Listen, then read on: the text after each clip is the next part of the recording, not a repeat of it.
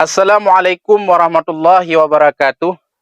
Sahabat Roda Viral, pada kesempatan ini kita mewawancarai Pak Cik ini, orang tua kita yang banyak berpengalaman ataupun khususnya pada masa konflik.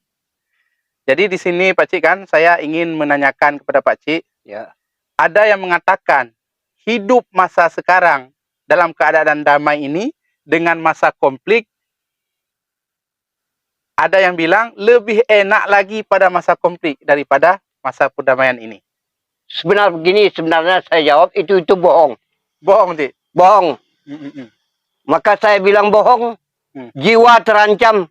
Mm-mm. Jangankan jiwa terancam sehingga kami tidak tentu di rumah. Mm-mm. Makanan terancam dan jiwa terancam. Maka saya bilang bohong. Bohong. Itu jangan diikuti kata-kata yang bohong. Dengan sebenarnya, marilah kita antara GAM dengan warga negara TNI, marilah kita ikuti cara perdamaian di negeri Aceh ini. Dan kan kami sebagai rakyat jelata yang miskin, sehingga nyawa pun terancam, tempat mengadu tidak ada. Yang detailnya yang Pak Cik alami semasa konflik itu kerugian baik harta maupun jiwa. Contohnya itu apa, Cik? Begini, semasa itu konflik, harta habis dibakar. Rumah tidak ada lagi. Sehingga kami itu di hutan. Cari makan, memakan buah kayu. Mengambil yang ada-ada. Tanaman orang ada yang tinggal. Itulah yang kami kecam untuk mengisi perut. Bahkan jangankan ke hutan, maupun cari belanja, cari kerjaan tidak ada. Tempat kami berlindung tidak ada. Mana yang benar, mana yang salah. Sehingga kami bingung, betul-betul bingung. Maka langkah yang Pak Cik tempuh pada masa itu setelah rumah terbakar, pergi ke mana? Semasa itu, sesudah itu, karena bingung saya lari. Menghindarkan diri sampai ke Singkil. Itu dengan keluarga? Dengan keluarga. Sehingga kami dengan baju selai merantau. Mencari makan. Tinggal kebun, tinggal harta semua. Semenjak ada kedamaian antara TNI dengan pihak kita GAM. Alhamdulillah kami berdoa banyak-banyak. Lebih senang kami sekarang. Karena jiwa kami tidak terancam. Sudah bisa balik ke kampung bisa lagi? Boleh lagi kami. Dengan berkat doa kami berusaha. Bisa kami, biarpun gubuk bambu. Kami dengan jiwa tenang. Sudah bisa ada berusaha lagi. Teringat saya di tempat Pak Cik itu memang tempat basisnya atau tempat ramainya bagaimana sehingga terjadi yang seperti kalau di tempat kami daerah Gunung Potong sebenarnya nggak bisa lagi kami ceritakan. Hampir tiap malam kontak senjata. Yang kena bom, yang peluru nyasar, lari ke sawah, lari ke gunung, sehingga kami tidak bisa lagi mengatakan mana yang baik, mana yang benar. Jangankan yang benar, antara aku dengan istri saya lari tidak bisa lagi satu arah. Begitulah penderitanya. Berarti ambil sikap, pindah kampung. Pindah kampung.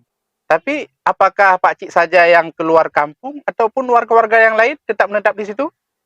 Jadi gini, semasa itu kejadian, kami tinggalkan semua, tidak ada orang lagi. Tidak ada orang lagi ya. Sehingga jadi hutan. Iya. Maka itu adalah perdamaian. Alhamdulillah semenjak ada perdamaian antara negara Indonesia dengan pihak GAM. Alhamdulillah kami bisa pulang ke kampung. Berarti Pak Cik secara tegas mengatakan perdamaian ini sangat diharapkan oleh kita orang Aceh. Mewakili dari bahasa orang Aceh kan gitu. Ya. Khususnya di kampung Pak Cik sendiri. Alhamdulillah semenjak ada kedamaian. Alhamdulillah marilah kita suku Aceh dengan suku lain. Marilah kita santumkan cara perdamaian yang baik. Coba gini Pak Cik kan. Ada sebagian mengatakan juga begini. Kalau Aceh ini tidak kita bangkitkan lagi pergerakan-pergerakan, Aceh tidak akan maju, tidak berkembang, selalu dalam keadaan ketinggalan, rezeki kita susah. Begini, yang pendapat begitu sebenarnya itu kosong. Kosong. Ya? Marilah kita bukakan mata, kita lihatlah yang demi orang maju. Sekarang berusahalah semati-matian untuk berusaha cari barang yang halal, kebun kita usaha. Insya Allah Allah memberikan rezeki dan kita berusaha, maka amanlah ada negeri Aceh.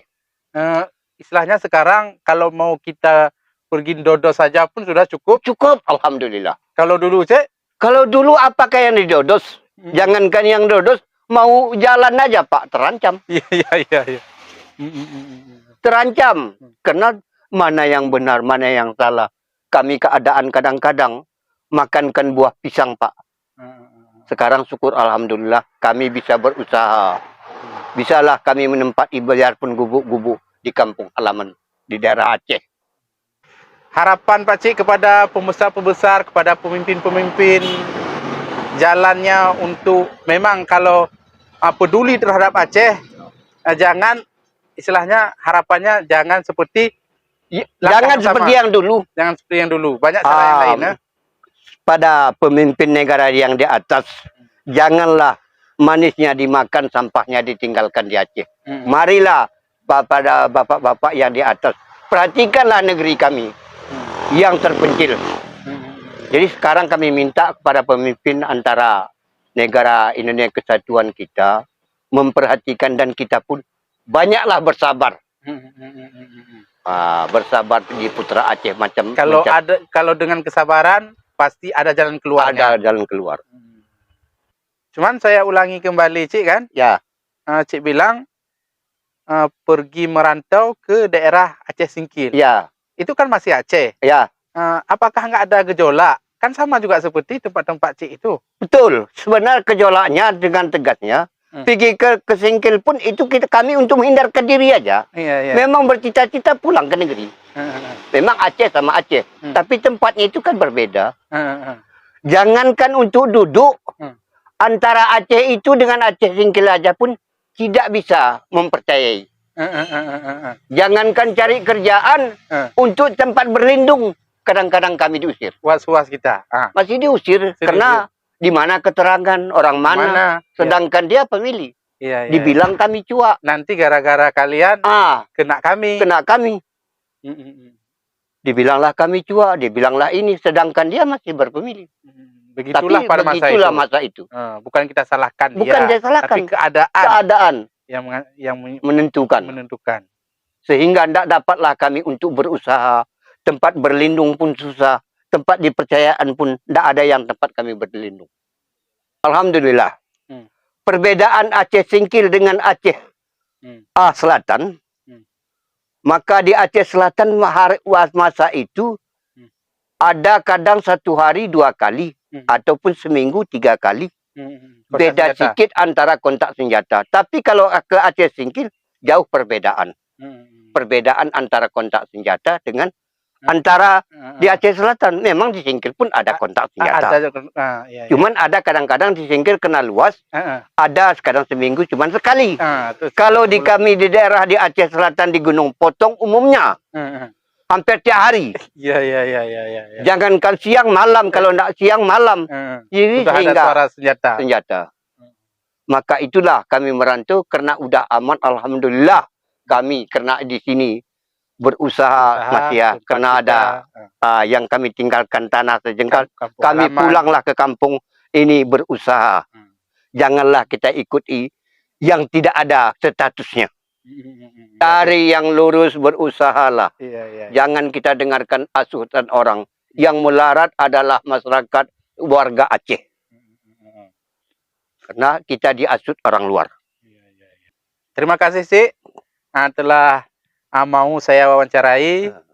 Begitu juga kepada sahabat Roda Viral, saya mohon dukungan dengan mensubscribe, like, dan komen. Saya akhiri. Wassalamualaikum warahmatullahi wabarakatuh. Waalaikumsalam.